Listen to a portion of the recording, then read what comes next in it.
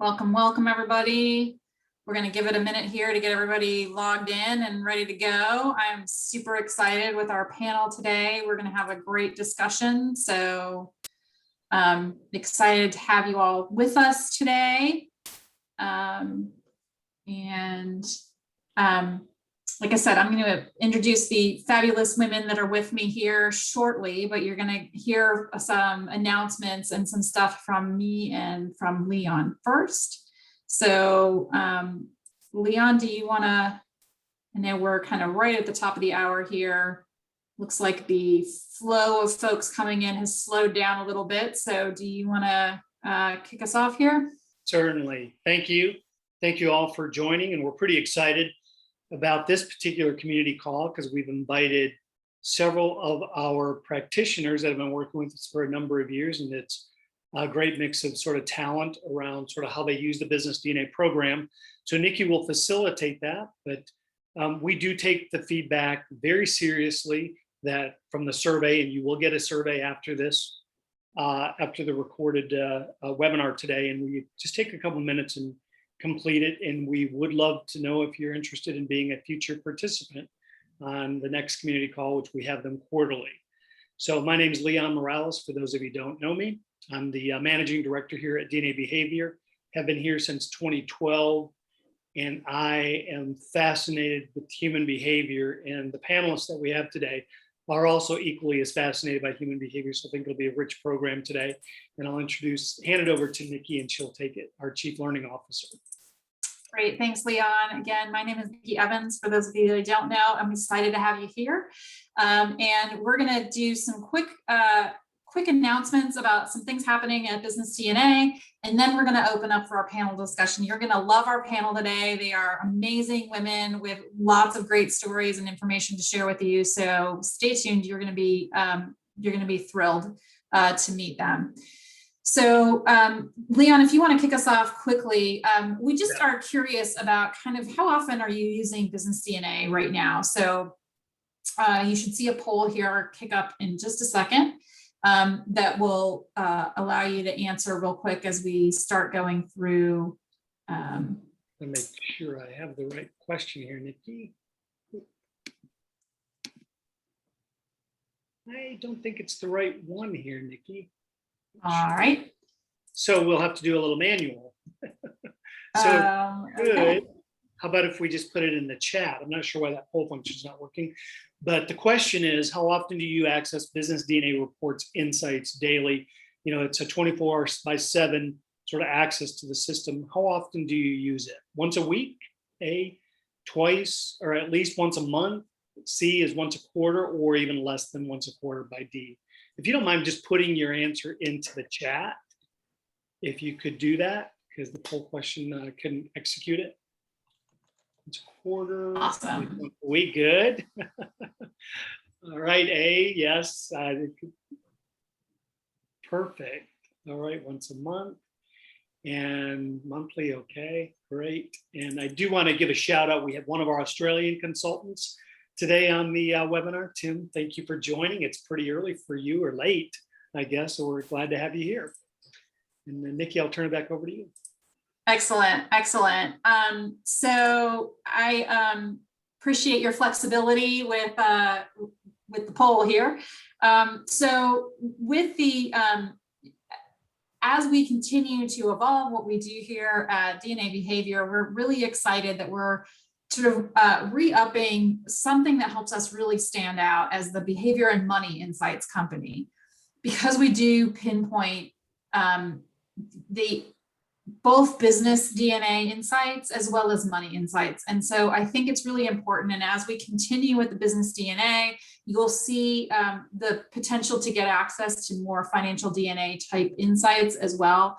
I think that as particularly working with leaders, the way they think about and the way they handle money is also super important. And so we're really excited to really be leaning into our identity as the behavior and money insights company to help you remove guesswork from all of your interactions and manage unknown financial behaviors, understand and manage differences, and gain clarity about your identity. And so some of you have been involved with Hugh and doing his identity interviews, where he's taking people through a discovery of both their DNA and then how that impacts and applies to their identity. And so if you're interested in that, we're happy to tell you more about that. And we have a YouTube channel just for those identity interviews. They are fantastic. We really recommend that you go out and take a look at what's happening in the community. There are some wonderful, wonderful things happening out there.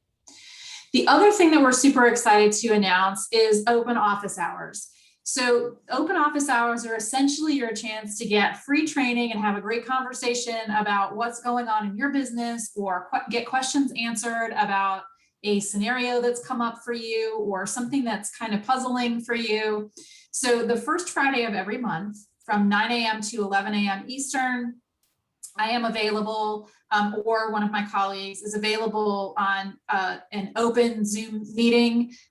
So you can pop in, ask your question, pop back out, or you can stay for the whole thing and have conversations to really get your conversations answered, talk about what's going on in your business. If you're struggling with something, or if you have a question or need to brainstorm about what's happening in your business, we're super excited to offer these open office hours now.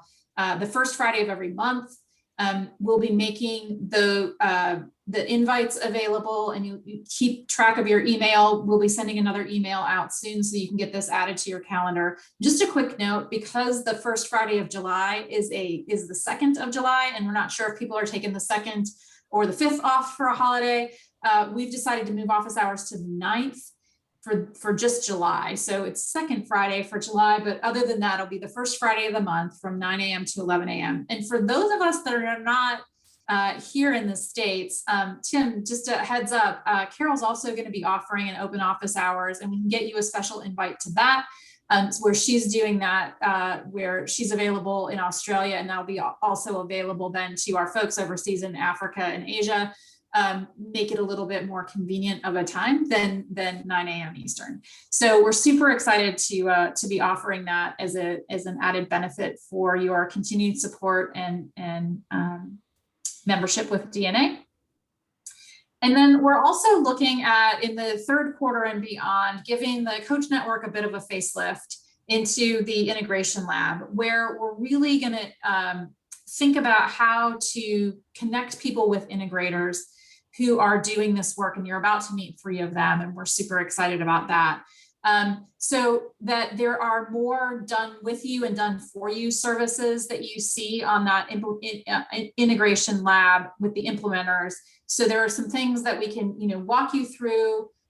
So they'll include coaching and consulting engagements, but also some other things like a hiring benchmarking or a hiring advice type of thing. So we've had a few people contact us. They're very small businesses hiring one person. They want to get a little bit of consulting on how to do that. So we have a conversation about what they're looking for. They run a couple of candidates through, and we can do debriefs with them on those candidates. So those are some of the things that we can do, or team building and engagement type activities. If you're looking for support to do one of those things, we can certainly support and do those with you, or do them for you. So those are kind of be some of the things that you'll see coming up we're kind of getting away from the word coach and coaching, because a lot of what we do is more in the consulting space or more in the engagement and experience space. And so we'd like our site to reflect that a little bit better. So you'll start to see that in the fall. And then lastly, before we get to our panel, which you're going to love, I just wanted to let you know that we do still have an opportunity for you to chat with us. So you've got the first Friday of every month where you can jump on live and have a conversation with us, but you can also jump on anytime in chat with us on our Business DNA team channel, so that you can jump in, ask a question, share a resource, share a win. I got a new client. I'm excited about this new opportunity. Do those things with us. On our channel, you will have links to our training resources, as well as our bigger library of resources. You'll be able to chat with other folks in the community, as well as our team, and ask questions. So if you're interested in joining our Business DNA Microsoft Teams channel, if you send a request to Diane Porter, and Leanne, if you can put a link, or I can in a moment, put a link to Diane's email address in the chat so people can have that. Just let us know that you want an invite to the Business DNA team, and she will get that over to us, and we will get you added to our Microsoft Teams channel where you can start enjoying that. So I don't think we're going to do the poll question now, but in a survey following this session, we're going to ask if you're willing to share a case study or be a panelist in a future community call. So look for that right after the webinar today. You will see an opportunity to answer a quick survey for us, and we would love to hear from you. And now I am very excited to introduce our panelists that will be joining me. Shelly Rowe, Sandra Govan, and Amy Latka, all are amazing women, and I will let them do better justice to their introductions here in just a moment. But so excited to have you all with us. So let me just start by asking each of you, tell us something good or share a fun fact, and then tell us a little bit about what you do. So Shelly, you want to go first? Sure. Well, first of all, let me just say what a pleasure it is to be here with this panel. I've been using DNA behavior and working with the staff for some time now, and it's always a pleasure. You all are great to work with, and it's a wonderful tool. So thank you for allowing me to be here. I am Shelly Rowe. I am an engineer by training. I've done engineering for most of my career, mostly in management, and then I've transitioned into my own company. And so today, I focus on working with technical people with technical backgrounds like engineers who are moving into management and leadership positions. So I do leadership development training, management development training for groups of largely engineers. And I do some coaching as a part of that work. I'm in Annapolis, Maryland, and my good thing, and Nikki, you asked, is that right now I can look out the front windows here at my office and the flowers are all in bloom. My garden looks gorgeous, and there's Shasta daisies everywhere, and that makes me happy. Yay, that's awesome. That is awesome. Sandra. All right, good afternoon, everyone. My name is Sandra Govan. I'm actually the owner of DEMA Agency Consultants, LLC, and I am the lady who helps employers, health, wellness, and fitness providers get their employees, individuals, clients, and patients healthy. So I've used behavior to actually decode why an individual makes the decisions that they do around their health, help them to transform their mind and body and health, and then grow personally and professionally in 60 days or less. Now, it's something interesting. I guess if it says something good about me, I'm going to have to bring it back to behavior. Last year, my husband and I were celebrating 27 years of marriage. And for 27, well, probably like 28 years, we've always had this issue with each other that we could never figure out why we couldn't change it. And when I started studying behavior, my husband was not interested because he knew that I was technically going to bring out all of his struggles opposed to his strengths, because that's what I do. So for our anniversary, I said, I don't want any gifts. What I would really love you to do is I would like us to look at our behavior and see if there's anything that maybe we can detect about us that could save our marriage. And lo and behold, the thing that he complained about me for 30 years and the thing that I complained about him for 30 years was the most ingrained behaviors that we both had. And literally instantly in that moment when we saw that, I realized, oh my God, we were going to end our marriage over something that technically you can pay us $1 billion and we can't change. And it was that made a significant turning point in our relationship and in our marriage. And now today, those things, we don't even discuss them because technically speaking, it's not worth the time. So again, I'm Sandra and Betsy. Well, congratulations on 27 That's years. great. That is awesome. There's more I years will say ahead. that the flowers behind me are for my 3rd anniversary, which is today. So that is my something good. Happy anniversary. That's awesome. Amy. Oh, thanks, Nikki. And I also share my big thanks. Business DNA behavior, such an important partner to our business. My name is Amy Tully Latka, and I'm the owner of a company called Maximum Impact Partners. And we work exclusively in the financial services industry with asset managers, with retirement plan service companies, with banks, insurance companies worldwide. And we work specifically with marketing and distribution executives and their teams. And we focus on helping our clients make better connections with their clients. in a nutshell. And there's a lot that goes into that, as all of you know. And I think that DNA behavior becomes like a really critical partner with that as our quest. So some of the work that we do is really consulting related in terms of helping teams be better inside an organization, but it is also helping the organization make better connections with their outside clients. And since those clients are financial advisors for the most part, the financial DNA also takes on a really important part of the work that we do at our firm. As far as a fun fact, I was thinking, that I remember every song that I've heard since about 1970. And I put some thought into that too. And my fun fact is that your brain consists of about 1 billion neurons. And each one of those neurons connects to 1,000 other neurons, which puts us at about 1 trillion connections inside of our brains. And our memories are stored there. And that actually is pretty phenomenal in terms of just how much memory is there. It is measured in petabytes. It's like almost 3 petabytes. So if we put this into musical terms, our memories can remember every song for the last 300 years and running. That is the power of what's inside our noggins. So my question is, if that's true, why can't I remember where I put my keys? Because you're saving room for songs. But I do have the Sugar Hill Gang right there. Any moment I can join you with a hip hop, a hippity hip hip hop. Awesome, awesome. So, Shelly, I'll ask you first. How did you first hear about DNA behavior and get started with us? Yeah, I'm a speaker, so I do keynotes and that sort of thing as well. And I was at a conference for professional speakers, and I met a gentleman named Lee Ellis.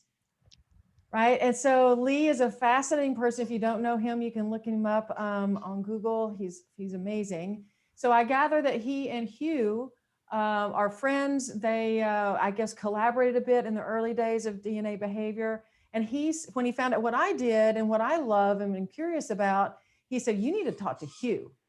So he took the initiative and he connected me and Hugh. We got on the phone and I started learning about business DNA. And I was like, oh, I love that stuff. I'm fascinated. So that's the way I got hooked. I came to one of your programs in Atlanta and we've been together ever since. That's awesome. Yeah, Lee is fantastic. And he was a mentor to Hugh, and actually a key reason that Hugh moved his business to Atlanta, because as he started in Australia and was talking to people there, because Hugh came from financial services, everybody around him, and he was successful at it by all measures, everybody around him couldn't understand why he would even think about doing something crazy with behavior. But Lee didn't think it was crazy. He understood it and mentored him with it, and actually helped Hugh make the transition and brought him here so that we would all have access to him. So awesome. Amy, what about you? I hit a similar path, and I heard Hugh speak at a meeting. It was an IAFP meeting, now FPA. And it was a long time ago. And I was really fascinated with, actually, it really turned a light on in me. It wasn't just, this is an interesting presentation. This is the key. And that was a long time ago. And I would say that was in the 80s that I met Hugh, in the late 80s. And then I was introduced, when I was looking for a solution, literally, to help my clients, I was introduced to you, Nikki, and to Leon, and all of those years that we've been working together really honed in on taking how you use DNA behavior to really make an impact on your client's business. So it's all you, honey.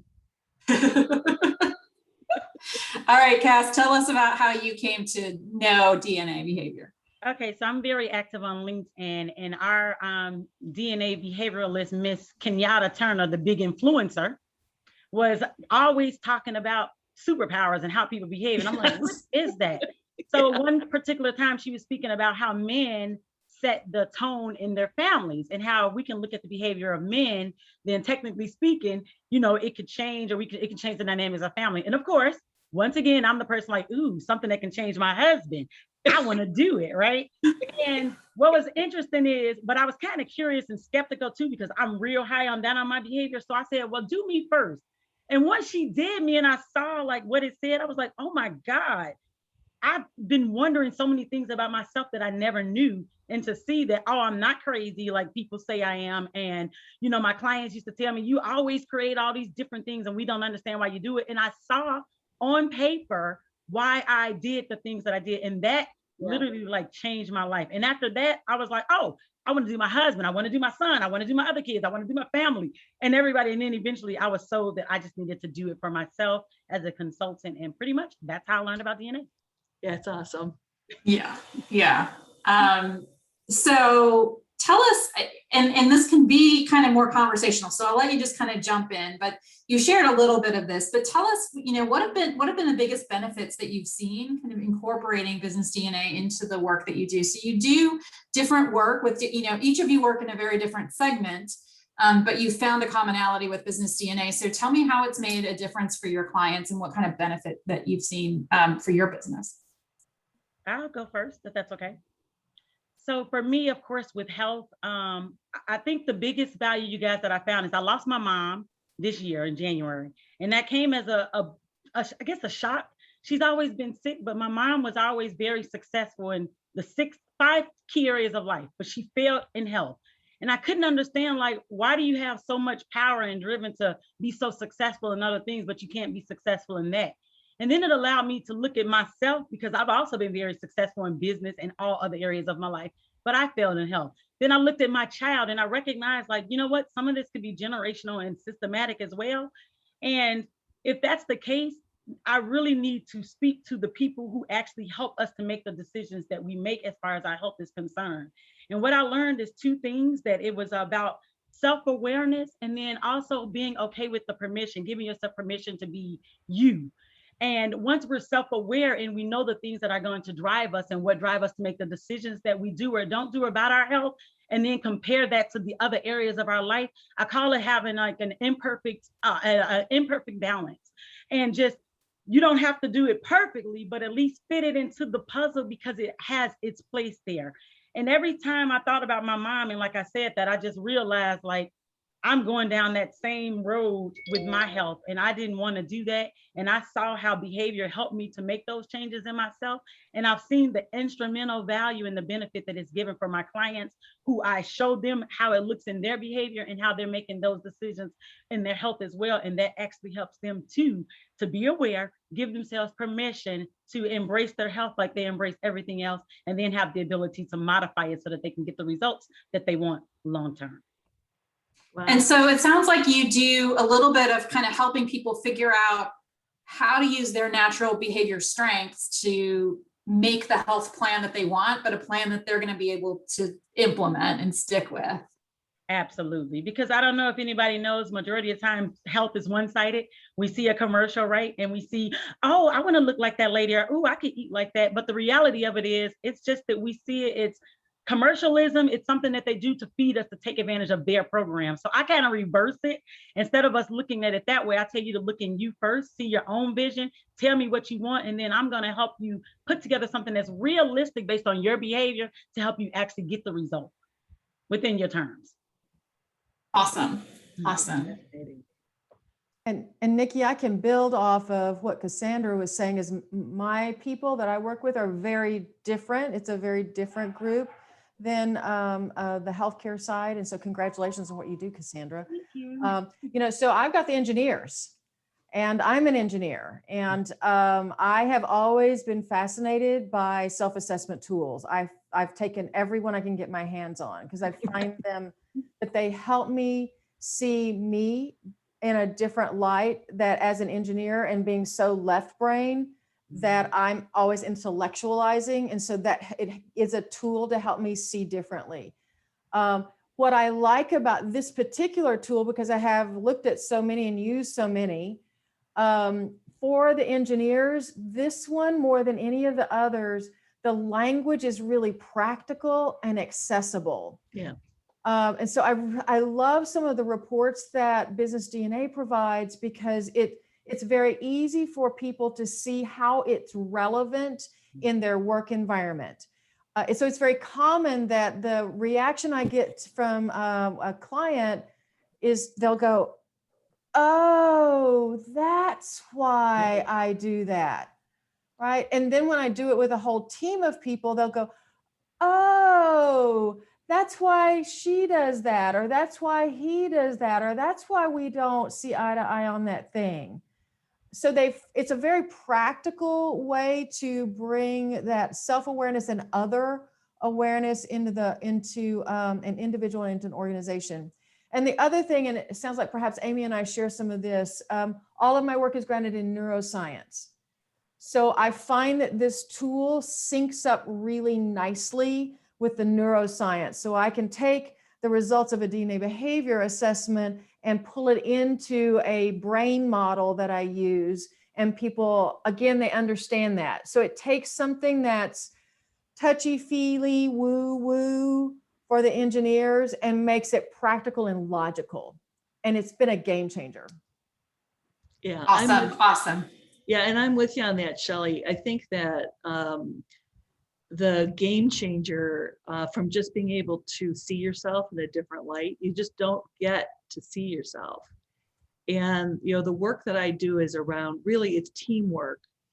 It's helping managers understand their teams. Mm-hmm. And it also very much connects to internal and external salespeople who function very directly as a team, how they understand each other better and can really understand each other's strengths. And I'll put to that when it comes to teamwork and having a discussion with a manager, I have had the same responses you've had, Shelly, because I think that teamwork really comes down to, once you see yourself on paper, and Cassandra, you said this too, once you see it, you have to own it. And I say own it with some levity. It's just the way it is. It's good. There's goodness in that behavior. But it's not good if you don't see it, if you're resisting it. And that's actually what's, where the trouble comes in, is when you're resisting it or projecting on others that they're doing something wrong. But I would say teamwork comes down to respect for others. On a team, now you see this is how somebody is. They're just uncontrollably wired that way. Mm-hmm. And then also forgiveness for being wired that way. My husband is going to ask 1,000 questions no matter what I do. And even if I tell him, he'll come back and ask me again, because he needs information to make a decision. I need none. So I have been very kind and have allowed him to ask me questions ever since I discovered this about ourselves.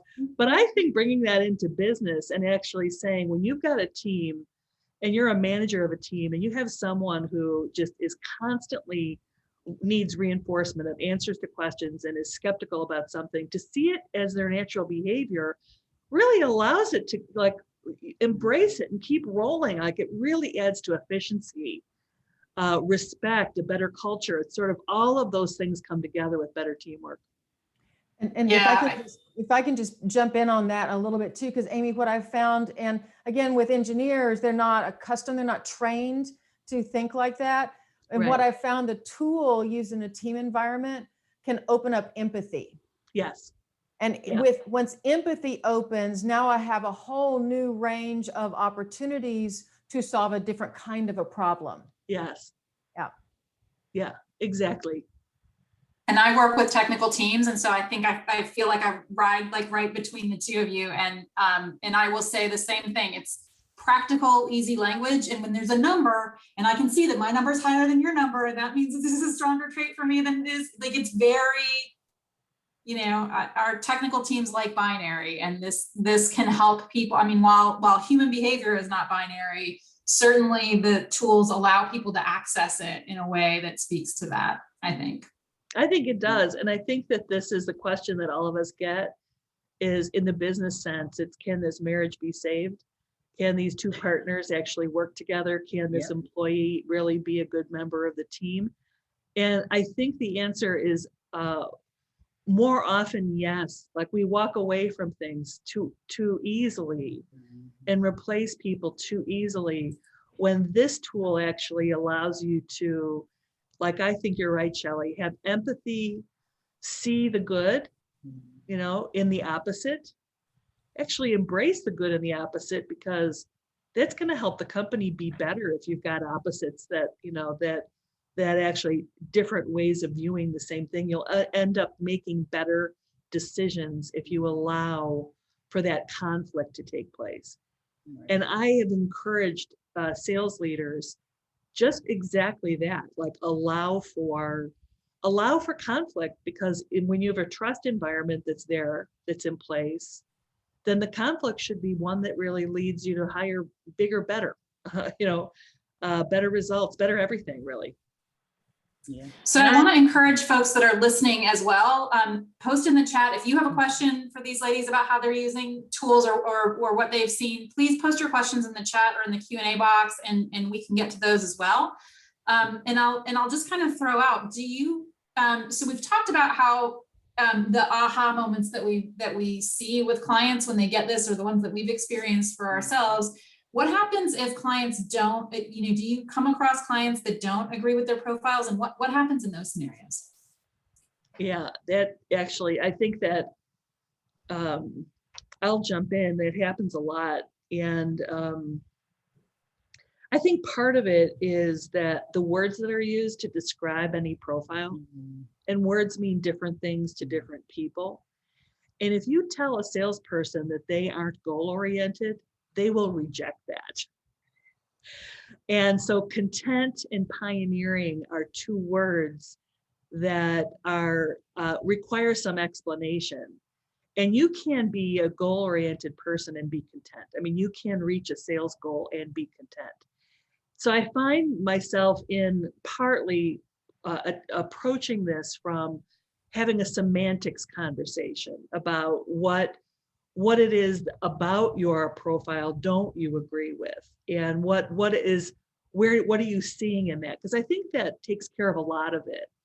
But another part of it, besides just that conversation, which I think is an important one, and I have to say, Leon knows this, I get this from community builders more than any other profile. For some reason, I find community builders don't want to be community builders. I don't get it from them more often than anyone else. But once the discussion takes place, they can embrace their beautiful community builder inside themselves. But I think that the flip side for maybe the other 20% is actually just to let them be a little uncomfortable with, seeing themselves as others see them. And then just letting them think about that for a bit. And I think ultimately finding the power in that, finding the good in that. So I'm not sure there's that. I think part of it is the quiet of like just letting them be. And part of it is helping them understand the words. I'm curious what you face too in that. Shelly, you must be up against that with engineers that want a definition for everything. Yeah. Yeah, so I would agree with everything, Amy, that you said. And what I would say again, and so here's the engineer thing. So I have 4 approaches to how I do this. And one of them is to work with the person, like you said, Amy, and help them understand that this is intended to give you insight on natural behavior, not necessarily learned behavior. So I know certainly some of the things in my personal profile, I'm like, no, that's not right. I've been working on that my whole career. Well, I've been working on that my whole career. And so I help them, examine whether that can be a part of the thing, particularly if it's one thing that they disagree with. I've had some tell me that they took it really fast. They really were in a rush. They weren't really thinking about it. And so on a very rare occasion, I'll retest. I don't like to do that. It's not my preferred approach. The other ones that there are, to your point about engineers, there's always a very few number of these that they just want to argue. And so at some point, if it's becoming a problem because it's so argumentative, then I'm just like, you know what, if this isn't for you, it's okay. There's just not any point in dealing with it. For most people, I'm able to say, I really want forward trajectory, and I want them to learn as much as they can learn about themselves and about their colleagues. So I tell them, if there is some aspect in here that just doesn't sit right with you, then let's not sweat that. Let's focus on the stuff that really does resonate, where you can learn about it. And let's work with that piece of it rather than get into tussle about that one other aspect. And so that's usually what I do, particularly in a group setting. And it just gets them focused on the part that really is relevant to them and keeps them engaged rather than doing the deep dive down the rabbit hole of that one thing. Yeah, smart. Okay. And then for me, I have two types of clients that I deal with who will push back. The biggest ones would be the one who do level 2 behavior. So they already administer personality tests. Because they swear that our test is the same. So instead of me arguing with them about similarities, I always attack more of the differences in the reports. So I bring out more of the struggles. I'll look at like the insights, the environment information. I also like to talk about how ours can go into more of their risk behavior as far as finances are concerned. If you're using like the summary report, workplace summary report, I believe it is. So just getting them on the differences to show them like, okay, yeah, you might have a product, but my product can do what yours does plus more. Right. And a lot of times that's the way that I silence them. And then the second one is I show people already have an assumption about you, right? How you come across and how you present yourself. And I realize that about people. And I think the most instrumental value that I've had is showing them my report so they can see how I am. And when they say, oh my God, that's exactly you. Then now you understand how people see you as well, because you're not going to see yourself. I didn't see myself in some of my own reports. So showing them me and then asking them, doesn't that seem like who I am? And they're like, yeah, I see that in you a lot. Majority of the time helps them to kind of calm down and realize that that's who they are too. That's right. You know, Cassandra, I had someone who pushed back a lot and said that when he took the profile, he was thinking about work, and he finds that to be really driven, and he has to be winning, and he has to be selling. So he thought that if he thought about his family, that he would have shown up completely different. And he was an initiator. And so I said, well, okay, take it again. And Shelly, you said, I don't like to do that, but I said, take it again. And this time, think about your family and how much you love them and your beautiful twins. And take it again. And don't you know, he shows up as an initiator. So that is sort of it's actually good. And even in that example to say that tells you this is just natural behavior. But we can always choose how we behave. And we choose, when love is involved, we can modify some things that, like, it's a very extreme behavior in work, but you really modify it because you love the people in your home. And so I think that really spells out that this is a beautiful thing, because you're not limited by your behavior. We've got free choice beyond our behavior. And the more you're aware of it, I think the healthier you can be with overall just dealing and connecting better with people as a result of knowing. Yeah. I love that story, Amy. And I also think that that's really insightful to think about even people at work that find you difficult or find your style difficult, that if you can flex enough for people that you love at home and still be an initiator, can you love the people at work enough to flex and be kind enough to them? Because, you know, I mean, a lot of leadership is really, does this person care about me? Do they have my best interest at heart? I will work very hard for people that I feel like care about me, not as hard for those that I feel like, you know, have a resource in front of them that is disposable. Right. And so I love that story because I think it's very representative of both my choice for how does this initiator show up. Does she show up with hard, sharp edges, or does she show up, you know, with kind of curvier edges? Their edges are still there, but they're a little curvier because they're at home. And am I aware that that's still a choice at the office, that the edges don't have to be as sharp at the office just because that's the easiest way for me to show up. It doesn't have to be the way that I always show up. So I love that story. Right. Right. And you know, Nikki, and well, I'll just give my example. So I agree with all of that. I think what's interesting in some of the things that I've encountered is seeing areas where people struggle to flex. And I can think of actually 2 or 3 examples with a client where they make the same mistake every time. They're hiring the best technical person. So it's an engineer. So they're going after technical skill. What they get is great technical skill, and they get people in the third standard deviation in some behaviors, right? And invariably, it's a direct communication style. And so these are people who are, you know, they are in your face, direct communicators at a third standard deviation out from the mean, right? So yes, can they flex it? Yeah, they got to work really hard at it. Right. And I've had 2 situations where that was the case. You can see it in their profile. I mean, it is plain as day in the profile. And that is the behavior that's creating the problem in the office. So we're able to try to work with that person, do 360s. It shows up all over the 360, right? Work with their supervisor and say, look, this is them, right? Can they flex? Yeah, it's going to be tough.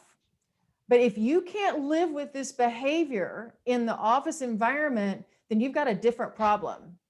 And I've had 2 situations like that where that person was fired. At the end of the day, they just couldn't rein the behavior in enough to be able to make it workable in the office environment. And so that's been interesting to help the management see that and think differently about how they hire. Yes. Yeah, absolutely. Absolutely. And I think we were talking a little bit earlier before the webinar started about kind of that match between a supervisor and an employee or a leader, and how important it is that you're able to communicate well and that you are able to work well. And so in that case, you might be the most technically gifted person on the planet. If the rest of the team hates you and won't work with you, we're not going to get the gifts of your technical brilliance because none of us can use it because the package that it comes in is not working for any of us. Right. And it's observable in the tool. So that's when it's been really useful to be able to show that it is observable in the tool. So let's think differently before we go do the same thing again. Yeah. And it's especially when you have those like super strong behaviors like you were talking about. Those are the hardest ones because again, it's not an easy flex. It's not easy to handle that. I worked with a team that had an adapter. And so, everybody saw him adapt all the time, but his Frank score was unbelievably high. It was like 79 or something. It was unbelievably high. And so he would be in trouble all the time for saying things very directly in a meeting. There's no way that's going to work. That's a stupid idea. But in every other aspect of his behavior, it was very easy for him to flex, and he was very easygoing that way. And he was, very easy. And so people couldn't understand why he was just being such a jerk all the time. And then when they saw this, they were like, oh, he can't help it. Like he really is trying to bite his tongue. And the 10% of the time or the 20% of times that he's able to do it, we don't give him credit for. But wow, that was really hard for him. It's really hard for him when he has that thought not to spit it out of his mouth. And so, it changed the perspective of the team about how how they looked at him, so that he's not being erratic and he's not being disingenuous. He's an adapter. So that's, adapting that way is easy for him, except in this one area where it is that he can flex every which way except for on this one thing. And so, are you willing to accept that you're going to get straight, frank ideas from him or not? Can that work in this environment? And just for comparison, the 2 examples I just cited, they were at 95 percentiles. Wow. Yeah. Right. So one of them, bless his heart, he worked so hard on himself, flex, and he get to 80, Right. Yeah. So the other thing that I see, and Shelly, Cassandra, I'm curious if you see the same, is I do see managers have their own behavior bias in their hiring process. Yep. So, I have, when I run a team report, and I'll see that the manager is an influencer and everyone he hires is an influencer. And the same, actually, that might make sense because these are sales teams, right? But what's true is I've seen a strategist hire only strategists in sales. So, and the idea of a team that really operates well, especially if they have to work together. And oftentimes salespeople don't have to be a team member. Oftentimes they are really the gun, they're alone with a goal and getting things done on their own. But I find that bias to exist. Do you see the same thing? You can go, Shelly. Now go. Okay. Yes, I do. Particularly because I work with public agencies as well as academia and private sector. I see it mostly in the private sector where there's a need to make a sale, make a profit, revenue, all that stuff. And so the CEOs tend to be pretty hard charging and revenue oriented, number crunching oriented. And so they tend to look for that trait in the people that they hire. The problem, of course, lots of problems with that. In some of these companies, though, they're pretty well-rounded companies. Yeah, they've got engineers, they have salespeople, they've got marketing people, right? And so it's a very different set of skills that you want in order to make the entire organization go. But it's a hard pattern for them to be able to see and then to really intentionally look for different kinds of traits and then be comfortable with it. And I know for me, oh, go ahead, Nikki. No, go ahead. So I know for me, I don't deal a lot with businesses. I deal with businesses a little bit differently. I'm more individuals, but I always look at the fact of telling people, and again, I use myself as an example because I feel like I can't show them a better example than me. I tell them, if you think about how I am, I'm extremely high in take charge and I'm extremely high in creative. Now, could you imagine if you hired everyone and they were like me? How would your sales force or employee force or management team actually be? No one is going to say, oh, I want to sit back and listen to what Nikki says or Amy or Shelly. No, we're all going to want to have the control, right? We're all going to do creative things. So when I have conversations with people who I'm trying to get them to utilize the tool, I always bring stuff like that up so that they can really see the bigger picture. And I love using myself as an example because everyone knows that you don't want the bossy person all the time, right? You need someone who can actually sit back and take direction opposed to always give direction. So that's like the way that I look at it. And I would say, I think it's a really important point though, that you all kind of alluded to is it's not enough to have diversity on a team. You have to be willing to appreciate that diversity and figure out how you're going to work with that diversity. And so if I hire people that are just like me and we all have an easy time working together and that works for us as a group, then okay. If I need diversity of thought and behavior, am I willing to put the time in for us to all appreciate that diversity and slow ourselves down or build more process, things that don't come naturally to me? Am I willing to be patient enough to appreciate those things and allow them to be part of my team and appreciate that diversity? And I think that's the other gift of this tool is being able to see where on that spectrum, we're all on a spectrum, where on the spectrum are you? How hard is it for you to come together as a team? Who's got the most talent in each of these areas? And then how hard is it going to be for you all to, kind of combine those superpowers and work together? Or is it going to be this erratic, like today we're following Nikki, tomorrow, it's all about what Cassandra has to say. And then Amy's going to, have, and then tomorrow we need to follow Shelly's system. Is that the kind of environment that we want? So I think that that's important too, is trying to figure out if you want to have diversity of behavior. And I do think that piece, especially as more companies are focusing on DEI efforts, this is a huge piece of DEI that's missing, is appreciating differences when you bring them to the table. So it's not enough to check off the box and say, okay, we have people that look different from us at the table, so we're all good. Are we willing to hear those people? Are we willing to see those people? Are we willing to flex to use the best of what they bring to the table? Or are we just going to make them uncomfortable in different settings now? Yeah, I think we could have a whole nother session on that. And I think that is really important, that this behavioral diversity is the top of the funnel, that if we have that, and the people in the company reflect what the people in the world look like from a behavior standpoint.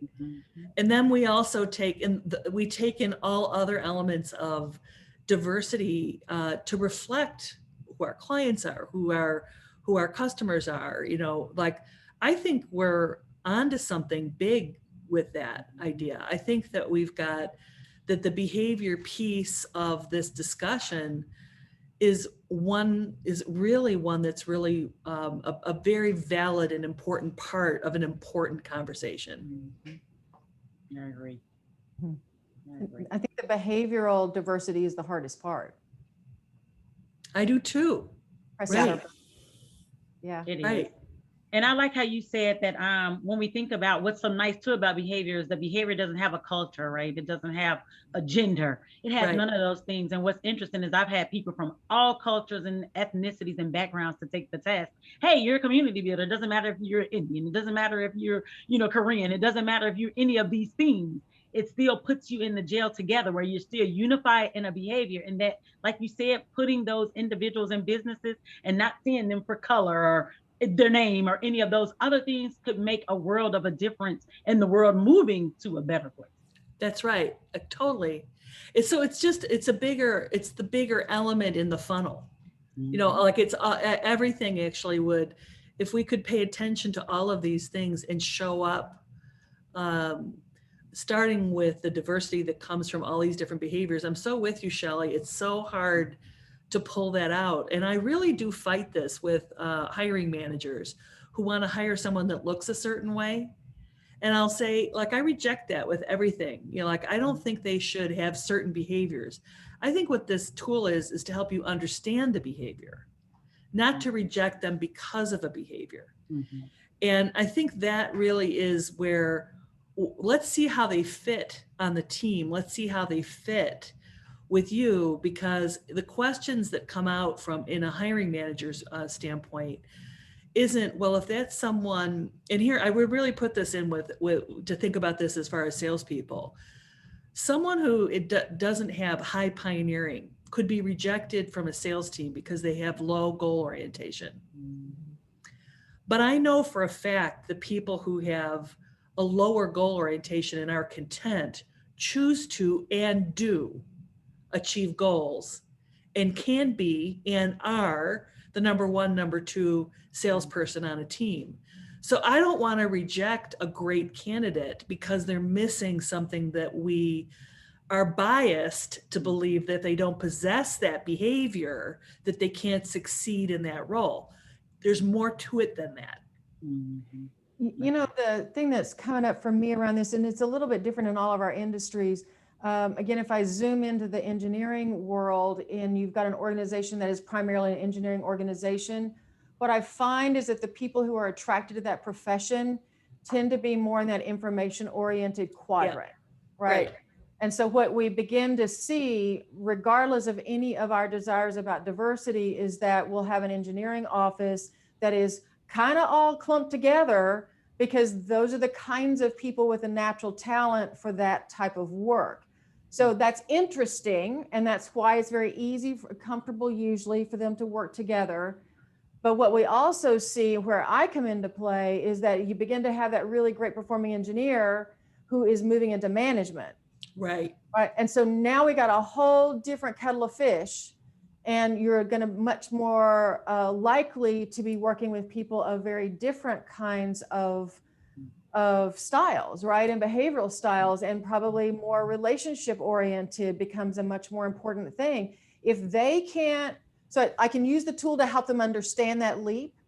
But if they're not willing to go, oh, I get it, and I need to make that leap and begin to really work on themselves, then they're not going to be successful. Right. Right. And so it's been really interesting to kind of pull those things apart, that they just naturally clump into this one area, and yet they have to make a really big jump if they're going to really grow their career in other ways. Yes. And the tool helps them see that. Yeah. That's fascinating.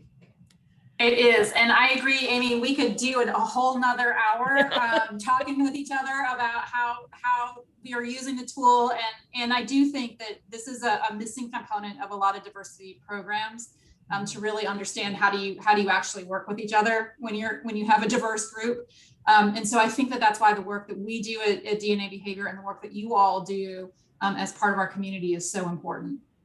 And so I'm looking forward to seeing what we all can do in the future. But I think it's time for us to wrap up today already. So thank you so much again. I know that the community got a ton out of the call. So thank you very much for your candor and for your stories. They've been super helpful to me. I've learned a lot today. And then Leon, I'll just invite you to hop back on, and any closing words that you want to share with us as we wrap up here today. Right. Thank you, Amy, Shelly, and Cassandra. Awesome conversation. I didn't even realize that you go into the discussion of behavioral diversity, which I'm a big believer of. I think I've talked with all of you about that at different times, and certainly would love to see a panel like that, discussion group. But this has been really informative, and thank you all for being part of this. We will record the session, or it is being recorded, so it'll get finished and sent out to you. And we just appreciate your participation today, and everybody on the call. Thank you so much.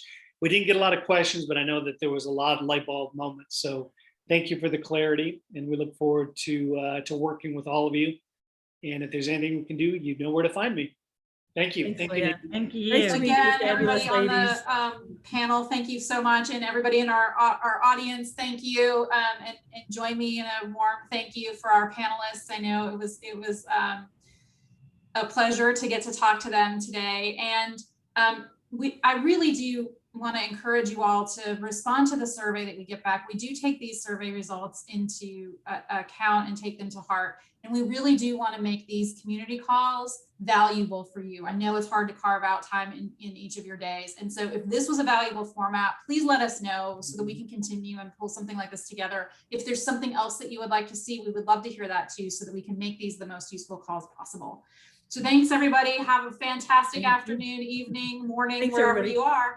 Great meeting you, Thank ladies. you. Thank you. See you later.